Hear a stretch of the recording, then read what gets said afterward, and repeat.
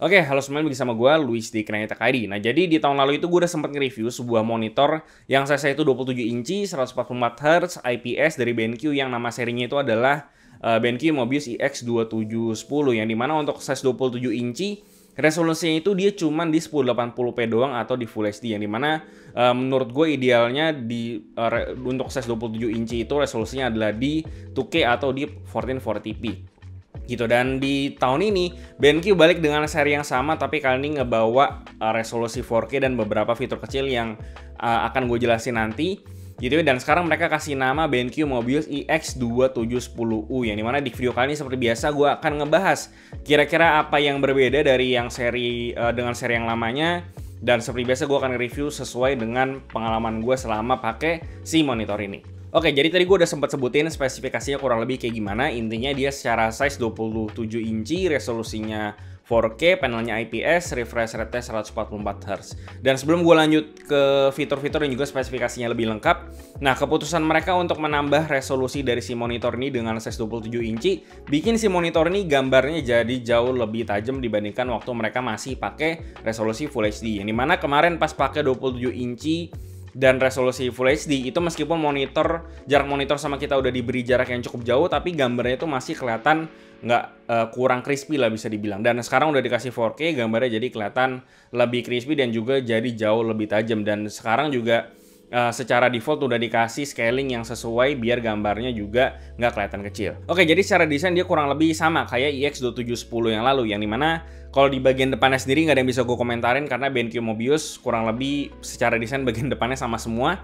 Dia bezel-less di ketiga sisinya, di kiri, kanan, atas itu dia bezel-less, cuma di bagian bawah dagunya itu dia lebih tebal karena dia itu ada fitur auto adjust brightness yang nanti akan gue bahas yang memaksa mereka untuk bikin si dagunya itu tetap tebal. Nah, selain itu kalau di bagian belakang sendiri memang mereka ngebawa tema yang futuristik gitu, ciri khasnya Mobius banget. Dan dia itu ada kayak semacam LED strip di keempat sisinya, dan ini bisa diatur untuk lampunya lewat OSD-nya. Dan kalau misalkan monitornya ini dideketin ke tembok kalian, itu dia bakal mantul cahayanya dan bisa dibilang ngasih kayak pencahayaan tambahan. Jadi nggak usah pakai LED strip di belakang monitor biar nyala-nyala, pakai ini doang udah bisa.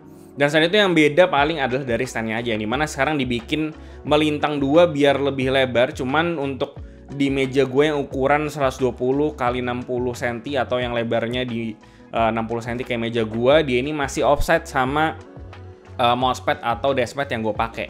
Itu jadi kalau misalkan kalian ngerasa ini keganggu, kalian selalu bisa pasangin VESA ARM karena monitor ini support. Untuk panelnya sendiri dia menggunakan panel IPS dan secara viewing angle juga sudah luas, dan karena dia sudah pakai IPS juga, jadi warna yang dihasilkan menurut mata gua ini udah oke. Dan untuk color gamutnya sendiri mereka klaim ini di 98% di CIP3, dan berhubung di sini gua nggak punya alat untuk ngetesnya, jadi gua nggak bisa tes secara teknis kurang lebih hasil klaimnya mereka seperti apa. Cuman secara general menurut gue kualitas warna yang dihasilkan ini udah cukup oke. Dan kalau misalkan kalian bekerja di bidang produktivitas, memang ada bagusnya untuk ngekalibrasi aja lagi si monitornya. Tapi untuk keperluan nikmatin konten kayak nonton film, Netflix dan sebagainya, gue nggak ada komplain karena udah enak-enak aja. Dan selain itu fitur penunjang main game kayak refresh rate-nya yang udah 144 Hz juga sudah ada, dan dia response time-nya di 1 millisecond MPRT. Terus untuk fitur main game yang lainnya dia juga ada fitur FreeSync Premium Pro, yang dimana fiturnya untuk berfungsi untuk meminimalisir screen tearing biar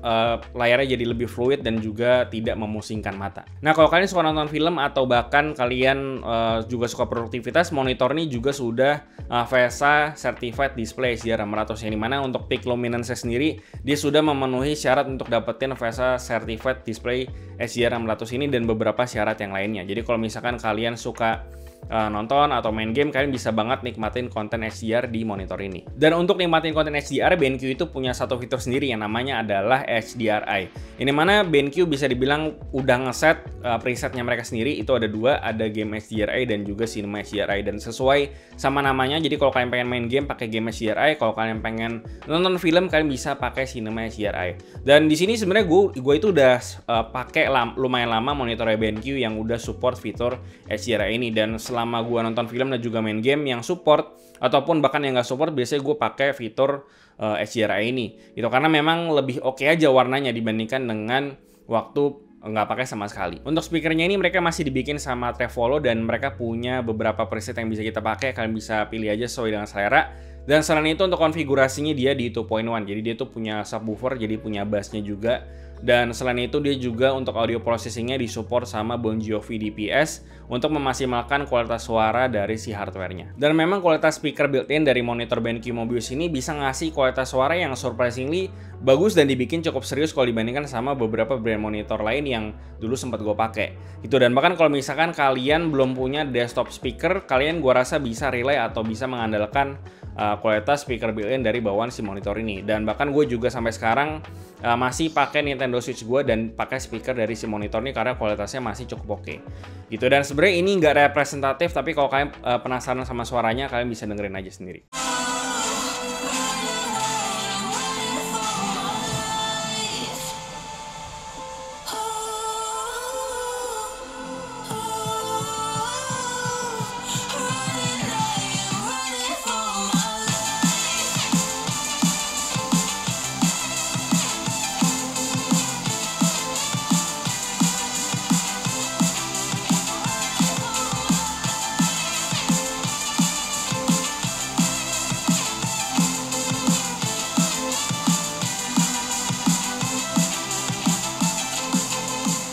Oke, jadi kebetulan si monitor ini tuh sama kayak versi yang 3210U yang dimana monitor itu built-in microphone dan mikrofonnya sendiri tuh support noise cancelling. Dan ini gue lagi coba di mode private, jadi itu si polar pattern-nya itu menghadap ke gue langsung, dan ini tuh gue sebenarnya lagi ngeplay suara background noise gitu, dan dari sini sih harusnya nggak kedengeran.